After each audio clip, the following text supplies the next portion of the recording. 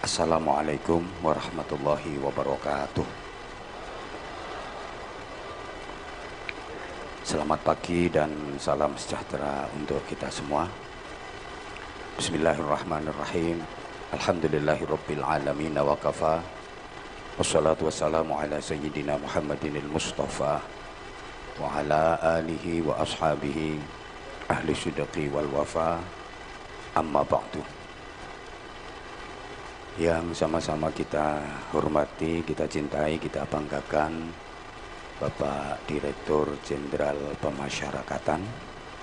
Yang kita hormati Bapak Direktur Jenderal Hak Asasi Manusia.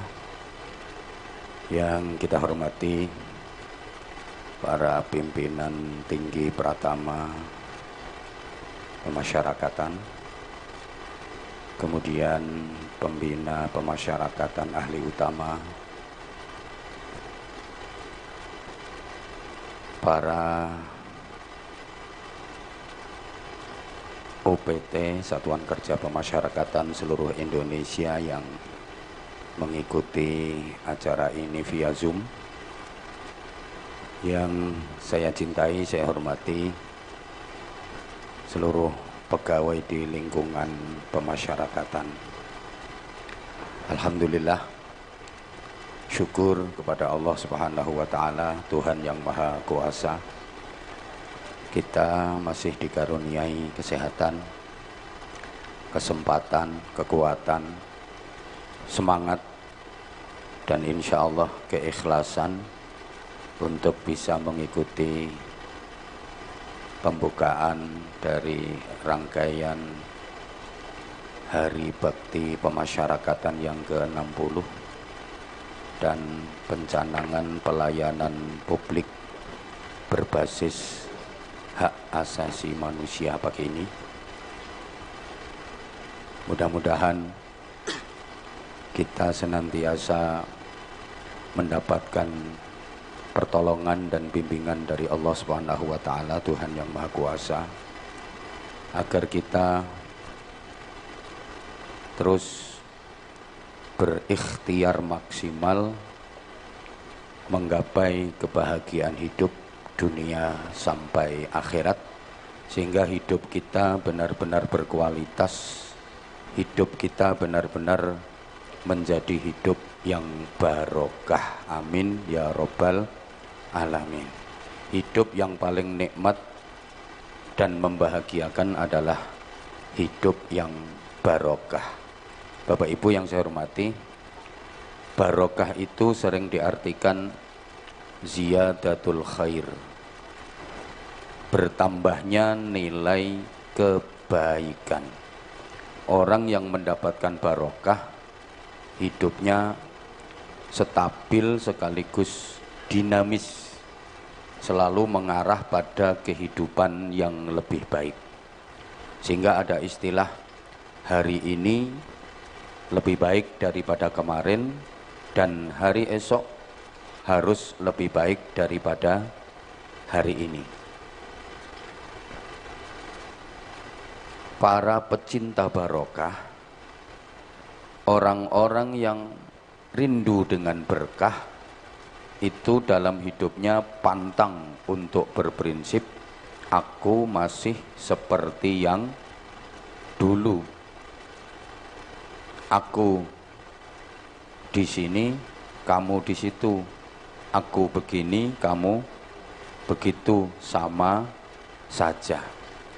Tapi hidup yang barokah itu selalu ada dinamika ke arah hidup yang lebih baik. To be excellent. Hidup yang makin hari makin berarti, makin lama makin bermakna, semakin tua semakin mulia, semakin banyak pahalanya, semakin tinggi derajatnya. Nah, untuk menggapai kehidupan yang barokah, kita harus membekali diri setidaknya dengan 3 ilmu. Pertama, ilmu dini atau ilmu agama. Yang kedua, ilmu profesi. Kemudian yang ketiga adalah ilmu kreasi.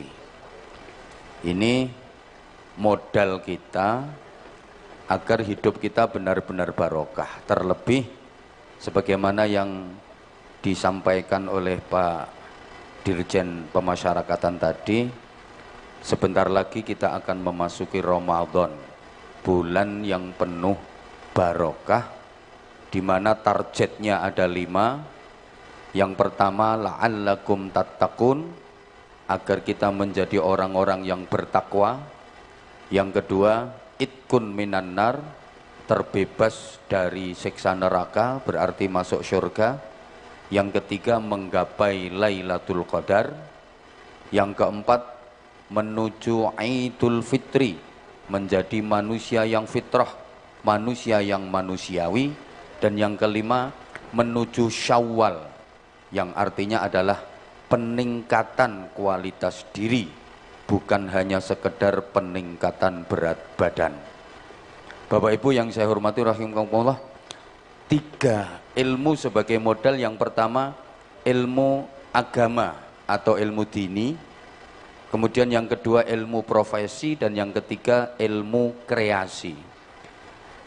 Ilmu agama atau ilmu dini mengantarkan manusia menjadi takwa. Ilmu profesi mengantarkan manusia menjadi cerdas, sedangkan ilmu kreasi mengantarkan manusia menjadi terampil. Takwa, cerdas, dan terampil. Ilmu dini, ilmu agama menghidupkan hati. Ilmu profesi menghidupkan otak. Sedangkan ilmu kreasi menghidupkan otot. Ilmu agama mensensitifkan hati, sehingga hati menjadi sensitif, ahli zikir. Ilmu profesi mencerdaskan otak, sehingga menjadi ahli fikir. Ilmu kreasi menghidupkan otot, sehingga menjadi ahli ikhtiar. Ahli zikir, ahli fikir, ahli ikhtiar, sensitif, kreatif, sekaligus produktif, imajinatif, inovatif, sekaligus inspiratif. Maka kita akan menjadi orang yang takwa, cerdas, terampil. Ahli zikir, ahli fikir, ahli ikhtiar. Jadi ilmu agama itu mengolah hati, mengolah rasa. Ilmu profesi mengolah rasio, ilmu kreasi mengolah raga. Jadi kita pandai olah rasa, olah rasio, sekaligus olah raga. Ini didengerin apa enggak ya? Oh ya udah, takutnya enggak didengerin kayak orang gila nanti saya. Bapak Ibu yang sangat saya hormati rahimakumullah, apalagi ini. Ya udah, terima kasih. Kita diharapkan menjadi orang yang ahli zikir, ahli fikir, dan ahli ikhtiar. Atine tertib, uteke lantip, tangane urip, ngerti, pinter, prigel, rajin zikir, pandai mikir, kalau ada musuh berani melintir. Jadi mampu menghadapi masalah moralitas, kreativitas, sekaligus kriminalitas. Dengan ilmu agama, manusia nanti akan bekerja pakai hati, namanya kerja ikhlas. Dengan ilmu profesi, kita akan bekerja pakai otak, namanya kerja cerdas. Dengan ilmu kreasi, kita juga bekerja pakai otot, namanya kerja keras. Kerja ikhlas, kerja cerdas, kerja keras, itulah kerja yang tuntas. Kok gak tepuk tangan sama sekali ya? Ini mikirnya susah loh ini. Lah orang itu kalau hanya kerja pakai otot, namanya kerja keras, hasilnya ya hanya pas. Tapi kalau mau kerja keras digabung dengan kerja pakai otak, kerja cerdas, hasilnya lebih luas. Apalagi mau kerja keras digabung dengan kerja cerdas, disempurnakan dengan kerja. Orang sehat mau mendekat sama Allah, mau mendekat sama Tuhan, ini luar biasa. Lah kalau orang sakit dia mau mendekat sama Tuhan, mendekat sama Allah, wajar. Emang itu bawaannya. Orang kalau lagi sakit itu banyak berzikir, banyak berdoa. Allah, Allah, astagfirullah, subhanallah, subhanallah, subhanallah. Tapi begitu sehat, masya Allah, tiada hari tanpa ngomel. Ini. Nah yang paling parah itu udah sakit nggak mau mendekat sama Tuhan. Ini paling parah ini. Udah sakit hobinya masih gunjing orang, udah sakit masih nakal. Nah Bapak Ibu, sehat itu meliputi 5 hal: fisik, psikis, sosial, kultural, dan spiritual. Understand? Gak ngerti ya wis pokoknya yes no. Nah, kenapa orang sakit? Ya karena 5 hal ini nggak balance. Yang paling sering dilupakan orang itu soal spiritual, padahal ini faktor terpenting penunjang kesehatan. Orang itu asal kebutuhan spiritualnya terpenuhi dengan baik, dijamin gak akan sakit-sakitan, dijamin sehat walafiat. Asal ibadahnya taat, banyak berzikir, banyak berdoa, terus dengan siapa-siapa baik, nggak ada dendam, nggak ada kebencian, nggak ada musuh, rajin sedekah, banyak menolong, dijamin sehat walafiat dan nggak akan sakit-sakitan. Karena penyakit apapun selama hatinya nggak diobati lebih dulu nggak bakal bisa sembuh ya. Ini menurut penelitian dari para ahli medis, 75% penyakit itu sumbernya dari hati dan pikiran. Penyakit karena faktor genetik keturunan itu cuma 10%. Penyakit karena faktor makanan, alergi luar dalam itu hanya 15%. Jadi yang 75% penyakit yang diderita manusia itu karena hati dan pikiran, kebanyakan pikiran. Maka saya nggak pernah lihat ada orang gila kok batuk, itu saya nggak pernah lihat. Ada orang gila kok bersin-bersin, itu nggak pernah lihat. Sehat-sehat, padahal yo keleleran, kehujanan, kepanasan. Sehat. Kemarin waktu COVID-19, COVID-19, corona mewabah seluruh dunia, itu orang gila yang terjangkit virus COVID-19 0%. Makanya Bapak Ibu kalau pengen benar-benar sehat silahkan gila. Nah iya, orang sakit itu ya karena faktor hati dan pikiran itu rata-rata. Sehingga maaf, saya termasuk orang yang kurang setuju kalau ada orang sakit terus makan minum dibatasi. Nggak boleh makan kepiting udang karena kolesterol, nggak boleh makan sate karena darah tinggi, nggak boleh makan kacang karena asam urat. Itu saya kurang setuju. Sebenarnya nggak apa-apa, nggak apa-apa. Islam nggak pernah melarang, agama nggak pernah melarang, Nabi juga nggak pernah melarang. Yang penting satu, halalan thayyiban. Yang kedua, tidak berlebihan. Jadi nggak usah dibatasi, nggak apa-apa. Yang penting halal, tidak berlebihan.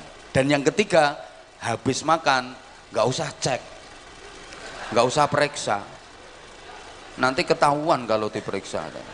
Itu yang paling penting itu. Kadang-kadang saya kasihan banget.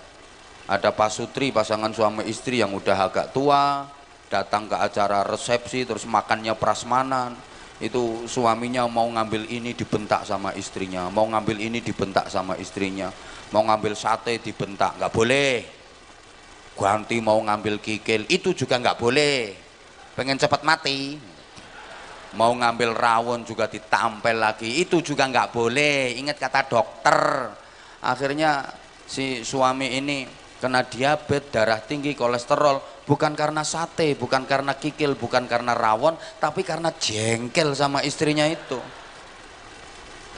Nggak apa-apa. Coba dalam soal makanan kalau kita mau mengikuti resepnya Rasulullah, dijamin sehat walafiat dan dijamin nikmat. Apa resepnya? Jangan makan sebelum lapar, berhentilah makan sebelum kenyang. Pasti kita akan sehat walafiat. Jangan makan sebelum lapar, berhentilah makan sebelum kenyang. Lah kita kan enggak. Meskipun enggak lapar mau makan, sekalinya makan kekenyangan. Sampai di pengajian aja masih makan aja. Gitu kok pengen sehat walafiat. Gini berikutnya harus kita perhatikan surat Asy-Syams ayat 7 sampai ayat 10. Wa nafsi wa ma sawwaha fa alhamaha fujuraha wa taqwaha. Qad aflaha man zakkaha wa qad khaba man dassaha. Kita harus sadar diri bahwa pada diri kita Bapak Ibu ada dua ilham, ada dua potensi, yakni fujur dan takwa. Fujur ini potensi buruk, takwa ini potensi baik. Fujur ini potensi yang mengantar proses pertumbuhan, sedangkan takwa itu potensi yang mengantar proses perkembangan. Antara pertumbuhan dan perkembangan ini harus seimbang, harus balance, maka harus kita sikapi dengan baik dan benar. Ibu bapak yang saya hormati, sebagai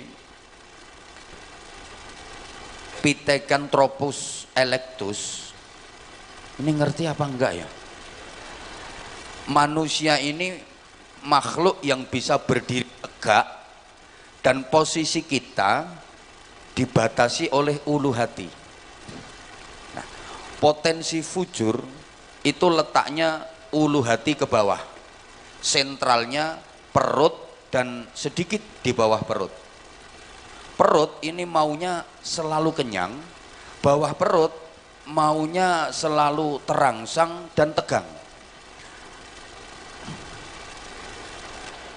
Ini potensi fujur. Kemudian potensi takwa itu letaknya ulu hati ke atas, dada dan kepala. Di dada ada hati untuk berzikir, di kepala ada otak untuk berpikir. Nah, agar benar-benar bisa berdiri dengan tegak, yang bawah ya diletakkan sebagai bawahan, yang atas diposisikan sebagai atasan. Jangan dibalik. Mudah-mudahan paham. Yang bawah, nah ini harus betul-betul diposisikan sebagai bawahan. Yang atas ya harus diposisikan sebagai atasan. Atasan yang memimpin dan mengatur bawahan. Jangan kebalik. Atasan ngikut bawahan, bawahan yang memimpin atasan. Ini bahaya. Ibu bapak, bawahan, perut dan sedikit di bawah perut, ini isinya tuntutan. Sedangkan atasan, dada dan kepala, ini isinya tuntunan.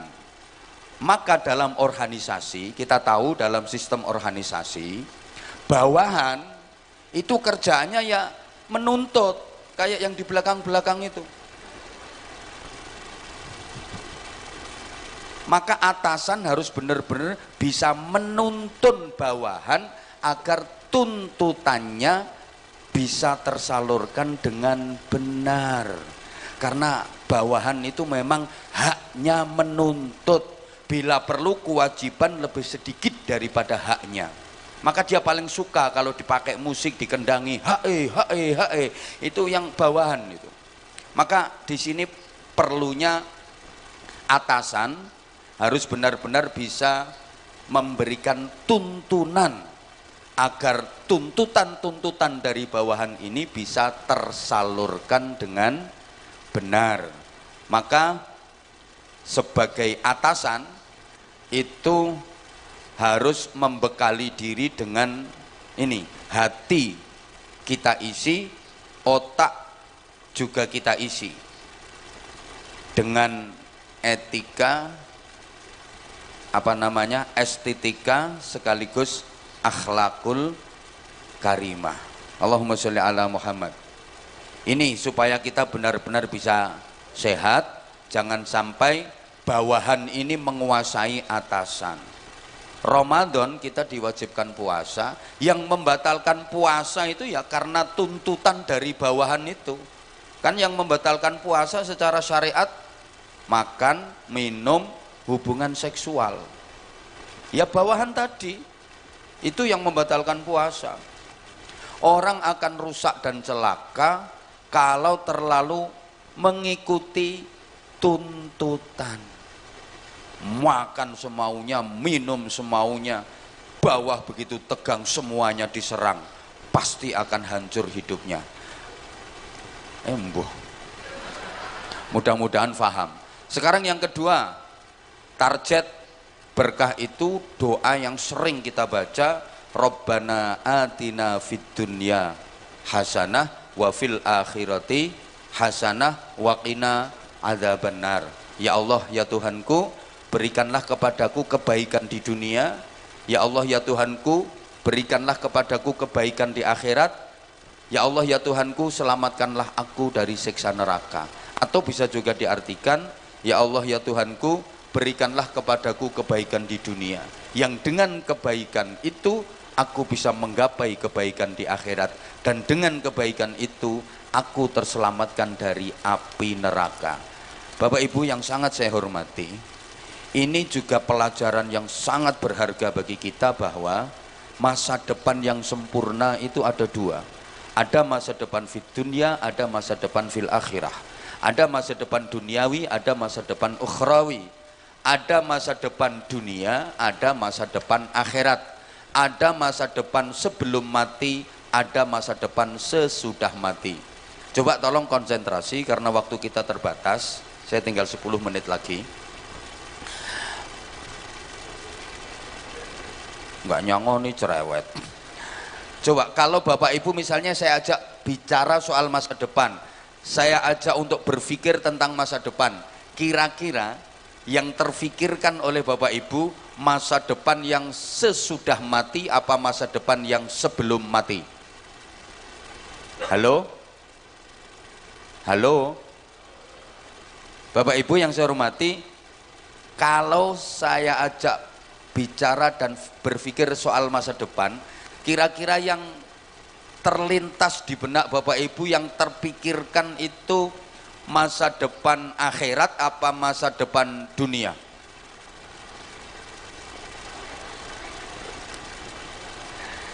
Kayaknya ini yang perlu saya pertegas. Bal tu'thirunal hayatad dunya. Rata-rata manusia jauh lebih memilih dunia ketimbang akhirat, jauh lebih memprioritaskan kepentingan dunia daripada akhirat. Coba untuk lebih memudahkan pemahaman, dunia itu simbolnya harta, akhirat simbolnya pahala. Dunia simbolnya bayaran, akhirat itu simbolnya ganjaran. Kira-kira Bapak Ibu lebih tertarik pahala apa harta? Kalau disuruh milih salah satu, kira-kira lebih memilih ganjaran apa lebih memilih bayaran?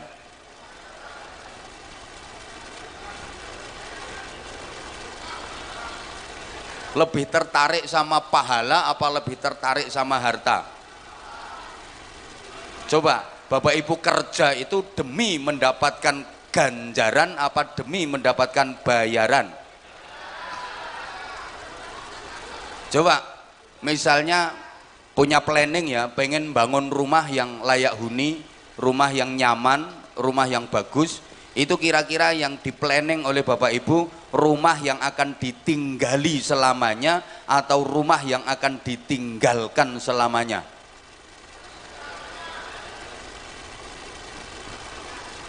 Ini orangnya ganteng-ganteng, cantik-cantik kok nggak begitu cerdas ya?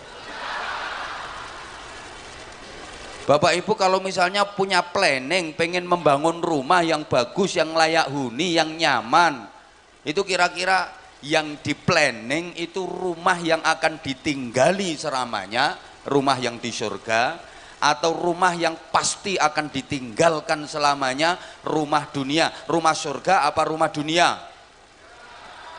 Harusnya dua-duanya. Rumah dunia yang akan ditinggalkan selamanya ya dipikirkan, rumah yang akan ditinggali selamanya, rumah di surga ya harus dipikirkan.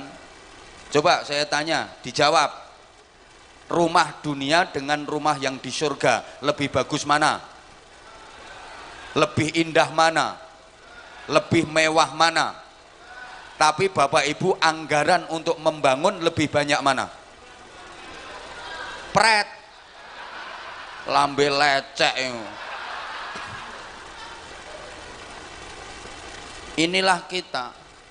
Rumah dunia, rumah yang pasti akan kita tinggalkan selamanya, anggarannya ratusan juta, bahkan sampai miliaran. Sedangkan rumah yang akan kita tinggali selama-lamanya, rumah yang di surga. Coba, kalau lagi Jumatan, kalau lagi sholat Jumat, itu ada kotak amal, itu untuk beli kapling tanah di surga, sekaligus untuk membangun rumah yang di surga. Kira-kira yang dimasukin ke kotak situ berapa? Ada duit 100.000, 50.000, 20.000. Yang dimasukin berapa? 2.000. Coba, rumah dunia yang pasti akan kita tinggalkan selama-lamanya, ratusan juta bahkan miliaran. Sedangkan rumah yang akan ditinggali selamanya yang di surga 2.000. Oleh karena itu para orang-orang gila yang saya hormati, nah dalam hal ini kita gila. Coba kita pikir, katanya kita kepingin tinggal di surga, kita harus punya kaplingan di sana, kita harus punya tempat tinggal di sana. Sekarang waktunya kita membangun, anggarannya sedikit banget. Sedangkan rumah dunia yang pasti akan kita tinggalkan selamanya, kalau udah ditinggalkan gak ada gunanya, gak ada manfaatnya, gak bisa membantu sedikit pun, gak ada yang dibawa.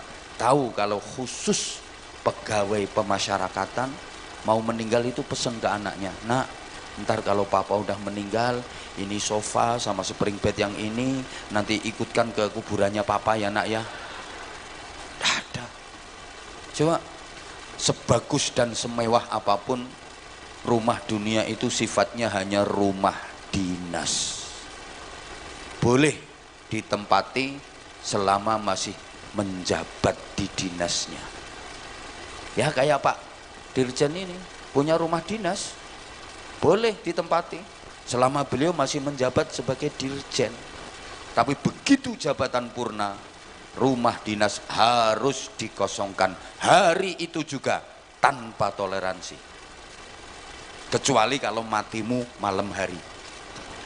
Boleh nginep, itu pun nggak boleh lama-lama, mentok semalam, besok harus diterbangkan pakai pesawat tercanggih sedunia, satu-satunya penerbangan yang tepat waktu, bebas hambatan dan nggak pernah mengalami delay, namanya Keranda Airlines. Dipindah ke rumah singgah sementara, ukurannya cuma 1 kali 2 meter, tahan gempa, anti badai, anti petir, kuburan. Sedangkan rumah yang akan kita tinggali selama-lamanya itu rumah kita yang di surga. Tapi anggaran kita sangat kecil dan kita jarang memikirkan itu. Allahumma sholli ala Muhammad. Bapak Ibu jamaah yang sangat saya hormati rahimakumullah, berikutnya dunia ya memang harus kita pikirkan, akhirat harus kita pikirkan. Maka sebagai mukmin yang baik, Ramadan besok ini waktunya kita untuk memfokuskan akhirat. 11 bulan di luar Ramadan kita udah berkutat dengan dunia, harta melulu, bayaran melulu yang dikejar. Maka 1 bulan Ramadan besok ini waktunya kita fokus untuk akhirat. Bukan berarti nggak boleh kerja, tetap harus, tapi niatkan ibadah. Porsi akhirat harus kita tambah. Kita harus tahu Bapak Ibu, agar kita benar-benar sadar bagaimana sifatnya dunia, bagaimana sifatnya akhirat, agar kita bisa menyikapi dengan baik. wabtaghi fima atakallahu ad-daral akhirah wala tansa nasibaka minad dunya. Kita disuruh optimalisasi akhirat, tapi kita nggak boleh melupakan dunia. Akhirat adalah tujuan utama, sedangkan dunia adalah tujuan antara. Kita fokus pada tujuan utama, tapi kita nggak boleh melupakan tujuan antara.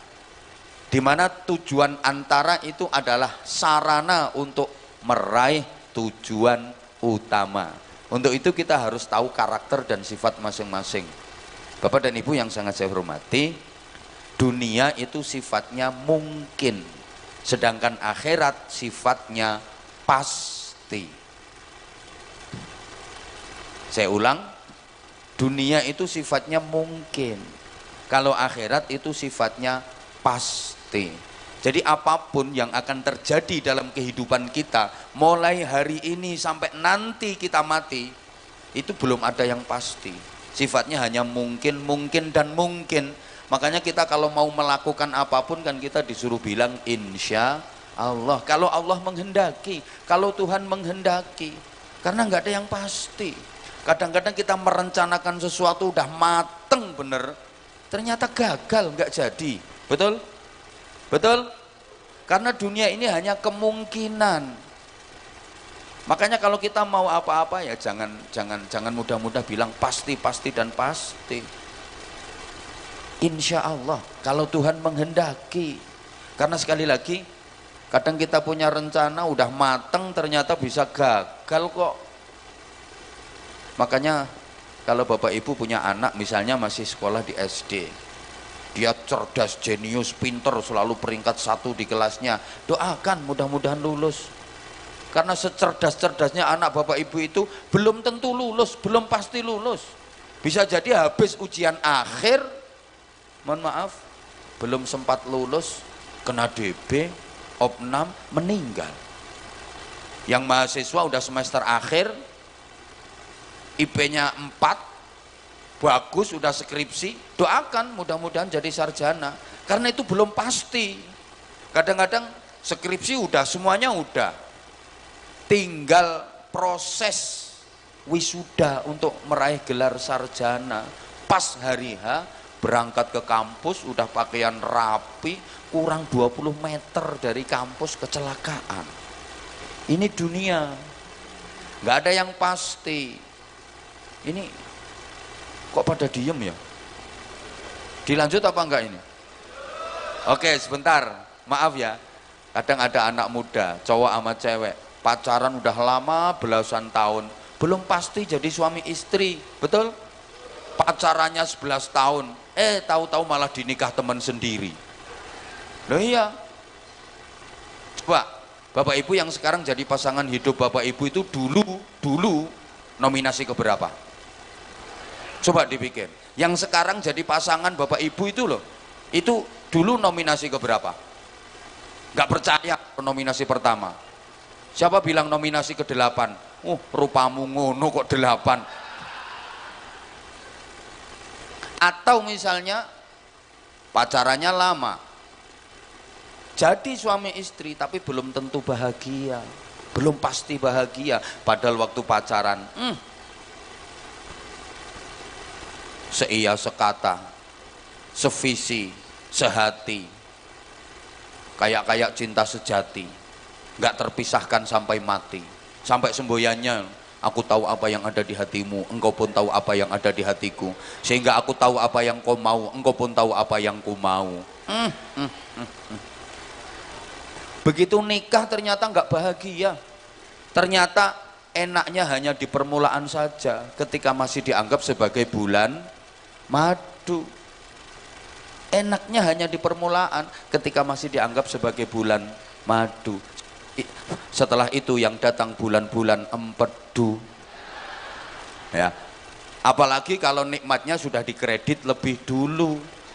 Begitu nikah sudah jemu, hukum bosan berlaku.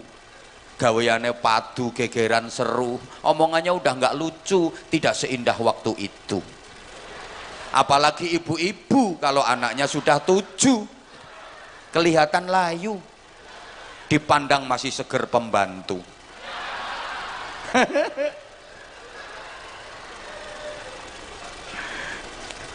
Ya apalagi kalau udah punya cucu wes ora duwe untu yang dipasang gigi palsu.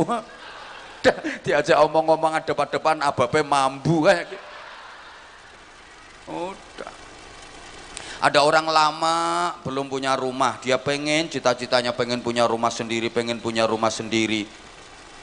Begitu dia bisa bangun rumah selesai, baru pasang instalasi listrik, kesetrum, mati. Ini dunia, ini dunia. Cita-citanya punya rumah 4 lantai.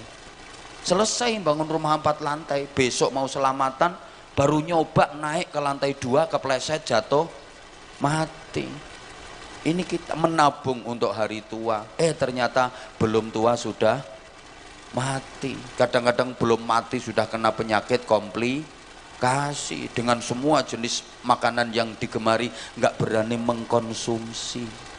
Ketemu sate dihindari, yang dicari malah ikan teri. Keasinan dikit tensinya tinggi, makan cumi-cumi alergi, makan sambal goreng ati asam urat kambuh lagi, ginjal keserang seminggu cuci darah 2 kali, kasih minum manis minta ganti karena udah punya pabrik gula sendiri. Istri masih cantik udah disfungsi ereksi, mendekati malah dihindari, meskipun minum obat kuat tetap nggak bisa berdiri.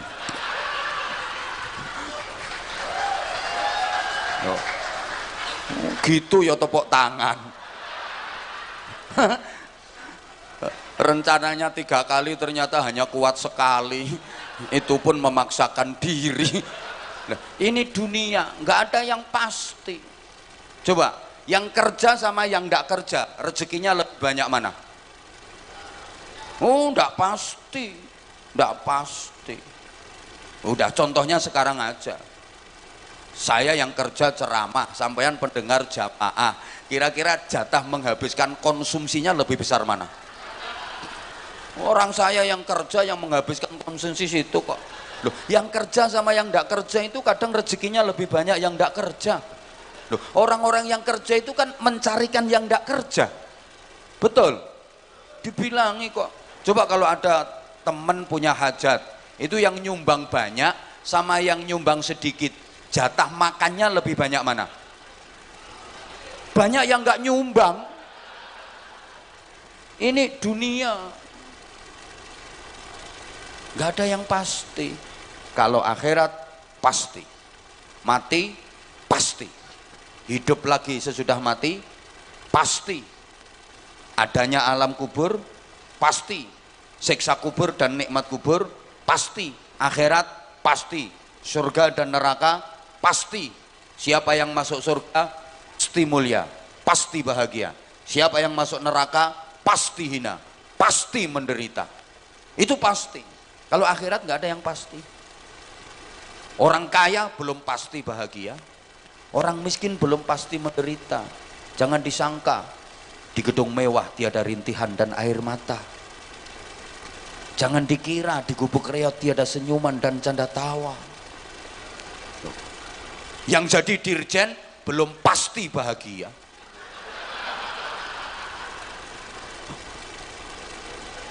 Mikir anak buah mumet. Yang anak buah gajinya rendahan, jangan dipikir menderita. Itu tampilan luarnya, dalamnya lebih parah. Loh, kalau di dunia Bapak Ibu, orang kaya belum tentu bahagia, orang miskin belum tentu menderita. Coba kaya harta kalau sakit-sakitan, miskin sehat. Ayo coba pilih mana? Kaya sakit-sakitan, miskin sehat. Pilih mana? Kaya. Astagfirullahaladzim. Ini sound systemnya udah keras masih budek ya. Itu nggak ada pilihannya itu. Orang pilihannya cuma 2 kok.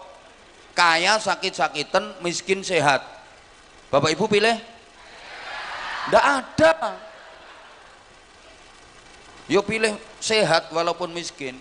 Sementara miskin asal sehat, kerja keras, ikhtiar maksimal dibarengi doa, ada harapan jadi orang kaya kok. Amin nopo tadi nggak dipilih kok. Sehat banyak duit, kalau sakit-sakitan maaf, duitmu nggak bisa dipakai untuk beli sehat. Betul? Ada orang itu duitnya triliunan, tapi kalau hidupnya di ruang ICU, makan minum pakai impus, berak kencing diselang kayak gitu, duit triliunan, tapi hidupnya cuman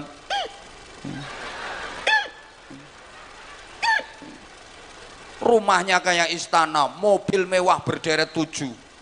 Tapi kalau kena stroke berat, yang naik mobil malah sopirnya, pembantunya.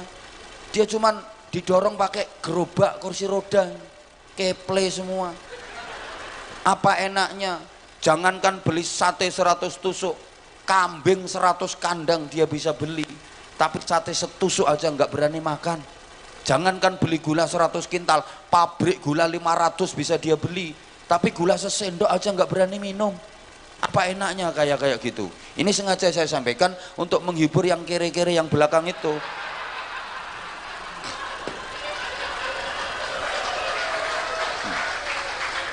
Hidup ini yang penting bukan apa dan berapa yang kita miliki, tapi yang penting dalam hidup ini adalah apa dan berapa yang bisa kita nikmati untuk kita syukuri. Apa arti? Oh, alhamdulillah langsung. Berarti saya berhasil.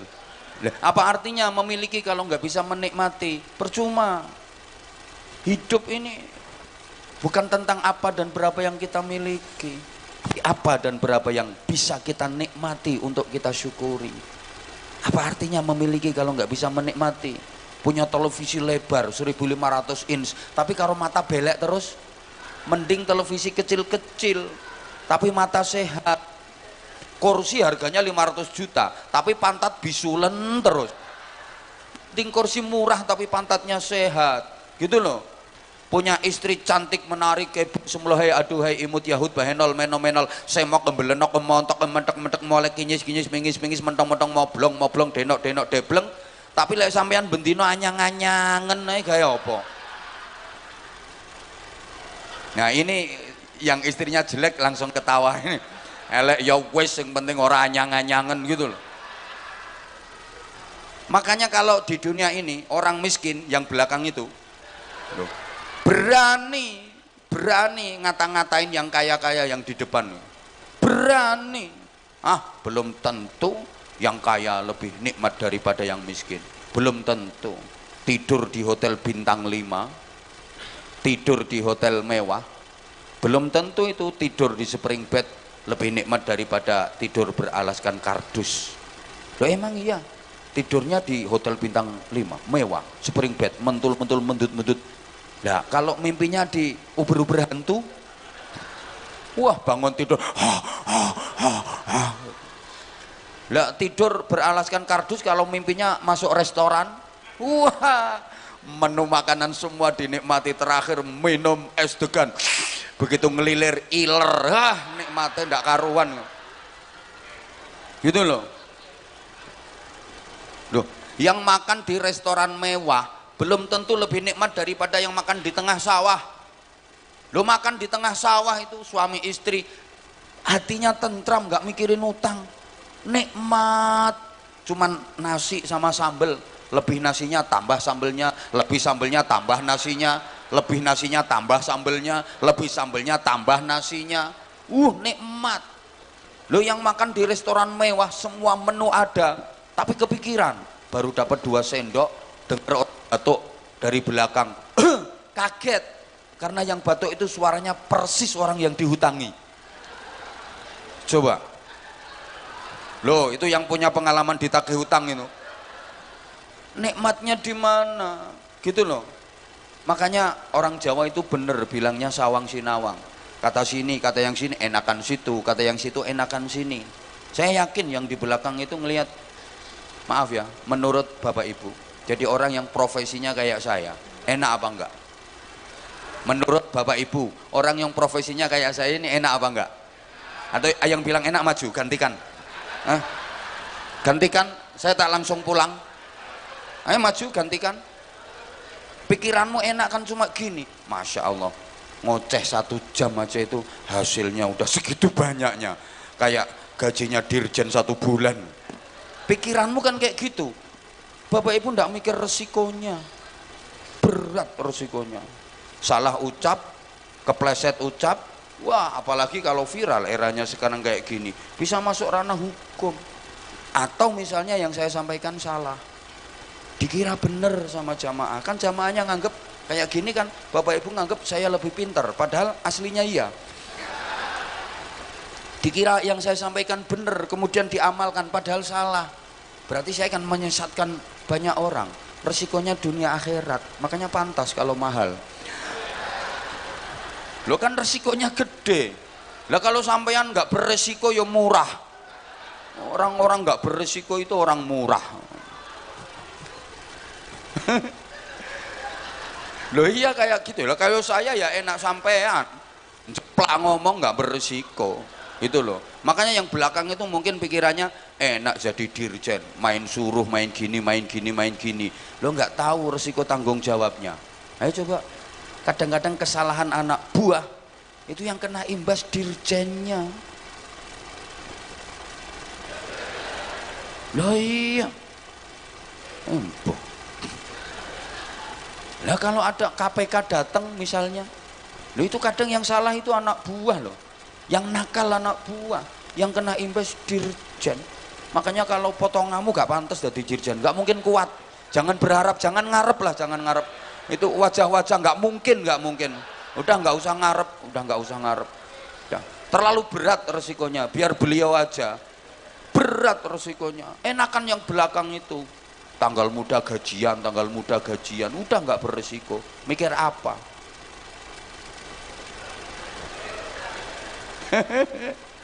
Loh, makanya kalau di dunia mohon maaf, orang miskin ngata-ngatain orang kaya berani, karena dunia sifatnya kayak gitu.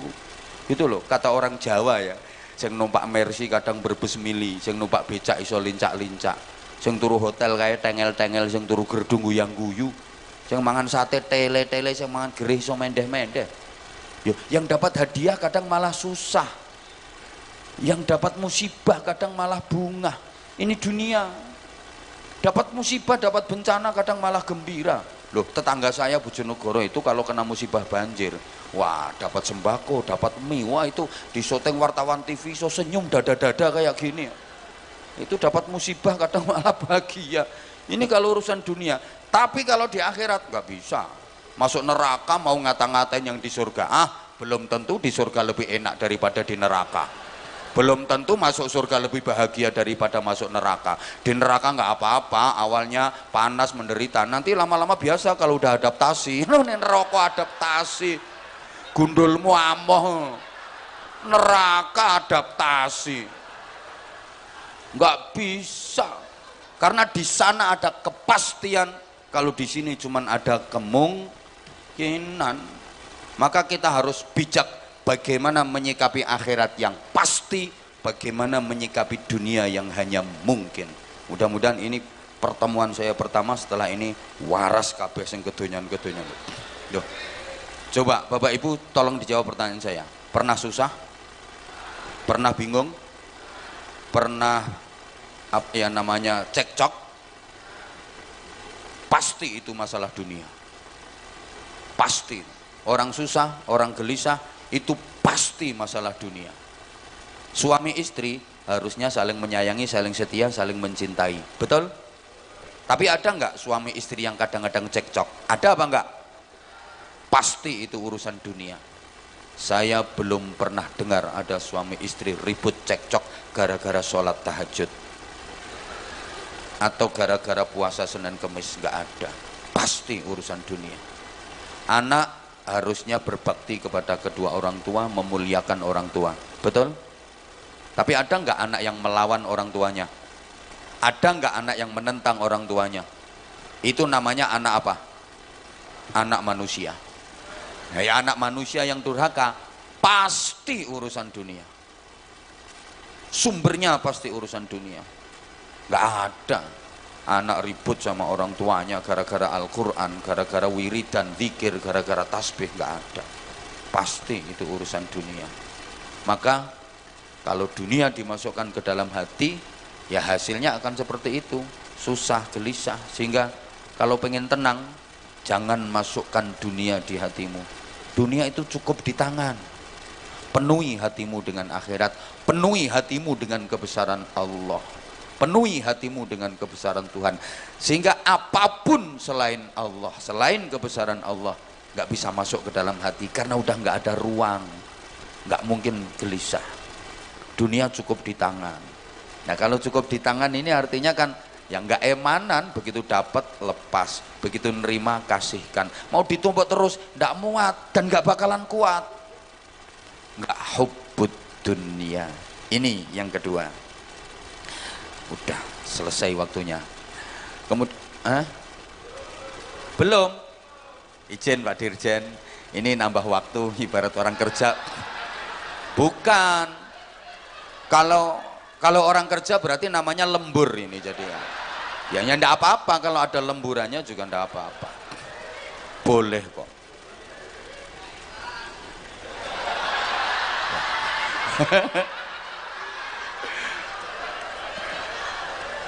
Bukan, ya memang saya bukan lulusan Fakultas Keikhlasan. Jadi tolong hari ini keikhlasan saya jangan diuji ya. Jadi bukan lulusan Fakultas Keikhlasan. Nanti kalau udah selesai dari Fakultas Keikhlasan nggak apa-apa. Ini nggak tahu apa. Jadi ketika Rasulullah Isra Mi'raj itu kan sempat diperlihatkan ada sekelompok orang yang tuqradu alsinatuhum biqiradin minan nar. Bibir dan lidah mereka diguntingi sendiri pakai gunting dari bara api neraka. Putus berdarah-darah, tumbuh lagi. Digunting lagi, putus berdarah-darah, tumbuh lagi. Terus itu siksaan yang luar biasa pedih. Nabi bertanya kepada malaikat Jibril, man haula, siapa mereka ya Jibril? Nggak tega aku melihat siksaannya yang begitu rupa. Jibril mengatakan, hum khutobaul fitnah. Mereka adalah tukang-tukang khutbah, tukang-tukang ceramah yang isinya menebar fitnah. Neraka itu resikonya. Jadi kalau ada ustadz, kiai ceramah terus dikasih sesuatu, itu bukan bisyarah, bukan uang transportasi, bukan gaji, bukan upah, tapi itu adalah kompensasi masuk neraka.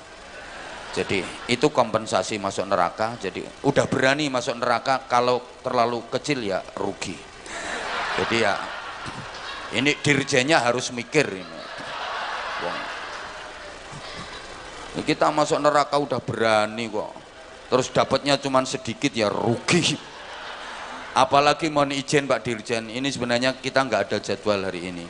Saya hari ini itu harus terbang ke Hongkong sebenarnya. Terpaksa saya undur besok. Sayang ke Hongkong itu tiap bulan Ibu. Tiap bulan dari teman-teman TKI, teman-teman TKW yang di sana. Taiwan, Hongkong, Korea, Jepang. Kok kayak nggak percaya gitu modelnya. Coba sini yang nggak percaya. Jaluk diantem ya. Itu ada yang mikirnya gini Pak Dirjen, ngapain ke luar negeri? Jawabannya ngarit. Ngapain orang kerjanya kayak gini itu ketahuan itu nggak pernah buka medsos, nggak pernah lihat TikTok. Aku di TikTok tuh selalu FYP. Coba lihat, ketik aja di TikTok Abah Anza, ketik aja di TikTok itu mulai lama FYP terus aku. Coba deh, subscriberku udah 2.500.000. Nggak kayak kamu. Cuman aku nggak mau tampil di televisi nasional, mulai dulu nggak pernah mau. Dah ini aja. Gitu. Makanya kalau dibanding sama kamu, sorry ye.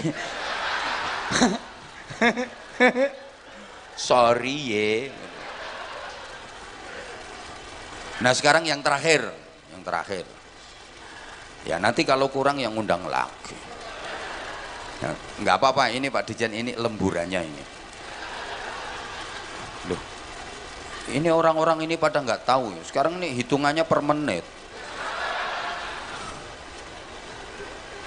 Yang terakhir, duribat alaihimudz zillatu aynama thuqifu illa bihablim minallah wa hablim minan nas. Manusia akan selalu diliputi kehinaan dimanapun mereka berada, kecuali dia bisa menjaga hubungan baik dengan Allah dan menjaga hubungan baik dengan sesama manusia.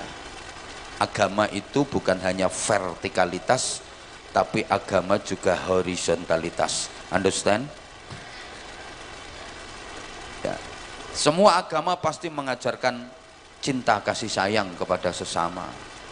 Islam juga bukan hanya agama teologis, tapi Islam juga adalah agama kemanusiaan.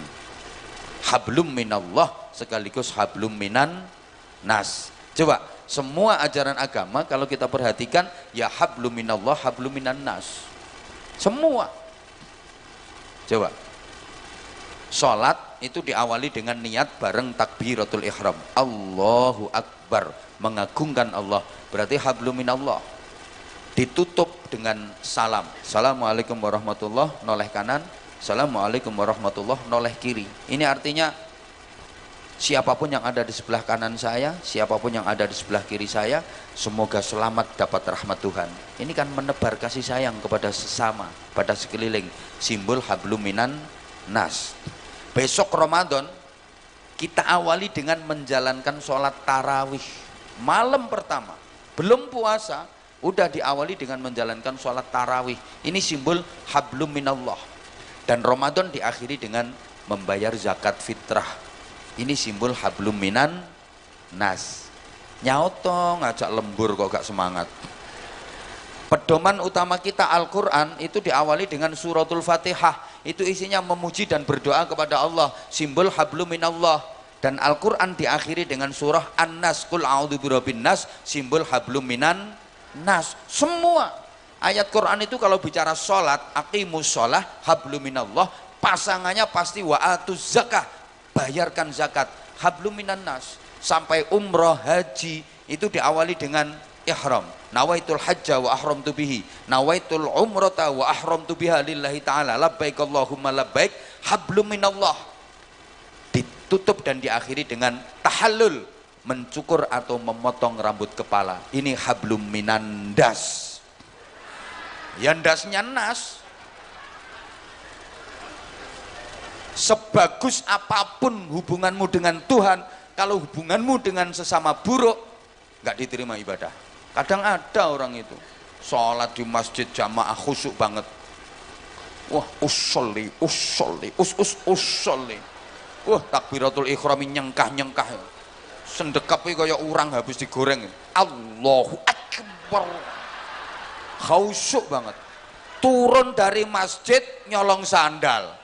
Loh, ada orangnya duduk di kursi warna merah pokoknya.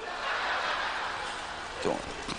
Zikirnya mantap, la illallah. Ini kan hablum minallahnya bagus, la illallah, la illallah, la illallah. Tapi punya utang nggak nyaur. Ada apa enggak? Ada. Orangnya dari tadi ngelihat saya kok. Itu hablum minallahnya bagus, tapi hablum minan nasnya buruk. Gitu loh. Maaf banget.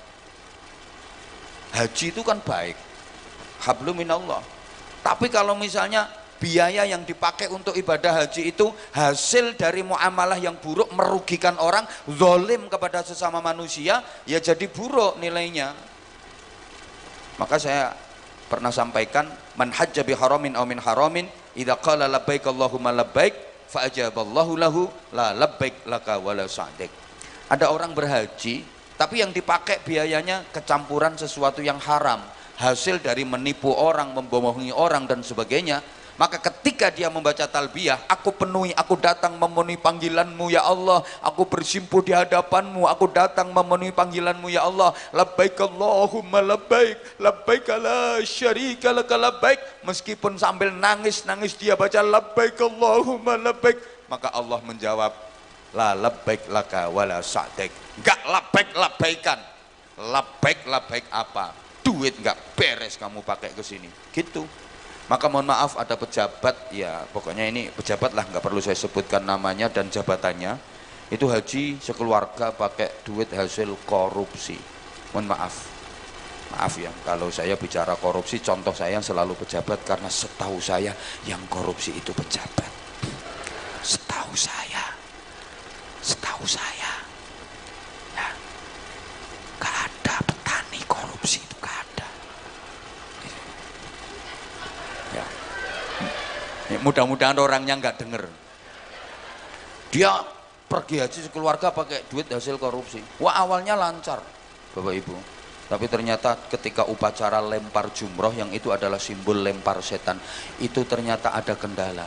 Batu yang dipakai ngelempar, bismillahi Allahu akbar, tak balik, diambil dilempar lagi, bismillahi Allahu akbar, cetak, batu itu selalu kembali, nggak masuk ke sumurnya. Dia penasaran, kemudian batu kerikil itu diambil, ternyata ada tulisannya, maaf, sesama setan dilarang saling lempar.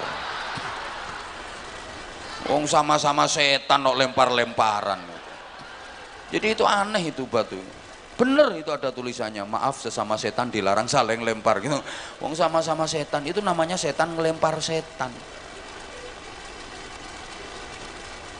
Loh, Islam itu bukan hanya vertikalitas tapi juga horizontalitas. Maka dengan menjalankan ibadah puasa, kita akan punya kepekaan sosial yang tinggi. Bagaimana rasanya lapar, bagaimana rasanya haus, bagaimana rasanya letih. Kita akan merasa bagaimana deritanya jadi orang miskin. Semua ibadah mahdhah itu pasti ada nilai muamalah. Nah, coba. Jadi ini ada sinergitas ya antara hablum minallah dengan hablum minan nas. Sebagus apapun hubungan dengan Allah, kalau hubungan dengan sesama itu jelek, maka nggak akan diterima itu ibadah. Bahkan Nabi menyatakan, la yadkhulul jannah qati'ur rahimin. Nggak akan bisa masuk surga orang yang memutus persaudaraan, memutus silaturahim. Yamkutullah qati'ar rahimin walau mata jawfal ka'bah. Allah akan melaknat orang yang memutus silaturahim, memutus persaudaraan, walaupun dia matinya sedang bersujud di dalam Ka'bah. Ini saja mungkin yang perlu yang saya sampaikan, karena ini harinya Jumat. Saya nanti malam masih ada agenda di Surabaya. Besok pagi subuh saya harus sudah terbang ke Hong Kong. Jadi harusnya saya terbangnya ke Hong Kong itu harinya Jumat. Kemudian kemarin panitia saya bilangin, tolong minta diundur waktunya. Kadung ditransfer. Aku ruwet aku. Padahal yang nggak seberapa padahal itu. Allah ya Karim, saya itu gimana gini. Alhamdulillah kok terus tiketnya ternyata masih ada dan bisa diundur besok pagi. Orang ini saya 3 hari nggak pulang, makanya saya terbangnya kemarin dari Kulon Progo Pak Dirjen, bukan dari Surabaya. Karena saya dari Jepara, kemudian sambung acara di Tegal, kemarin di Jogja, terus terbangnya dari Kulon Progo, terus ini langsung ke Surabaya, nanti malam agenda Surabaya, pagi langsung terbang ke Hong Kong. Mohon maaf ya, gak percaya ya wes.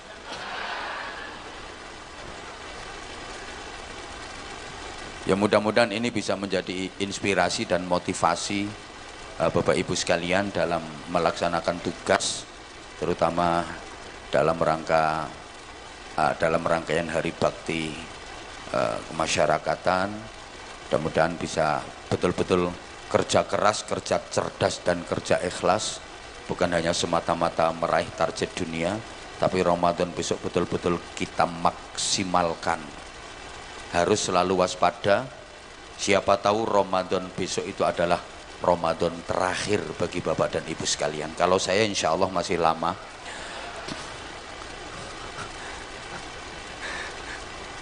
Nah, supaya Ramadannya betul-betul bisa optimal dan maksimal, anggaplah Ramadan besok itu adalah kesempatan Ramadan terakhir bagi kita.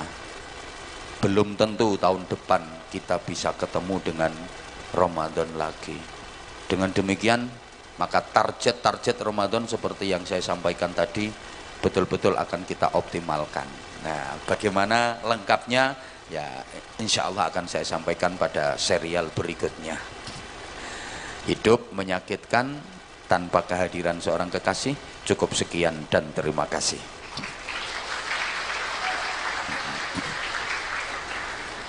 Tanpa kekasih, hidup terasa hampa. Terima kasih dan sampai jumpa. Terakhir, kalau ada sumur di ladang, bolehlah kita menumpang mandi. Kalau ceramah saya dianggap kurang panjang, silahkan diundang lagi. Tentu terdapat kekhilafan, kesalahan mulai awal sampai akhir. Saya Anwar Zahid dengan segala kekurangan, keterbatasan, mohon maaf yang sebesar-besarnya. Mari kita akhiri dengan doa sederhana. Mudah-mudahan pertemuan hari ini dirahmati dan diridhai Allah Subhanahu wa taala.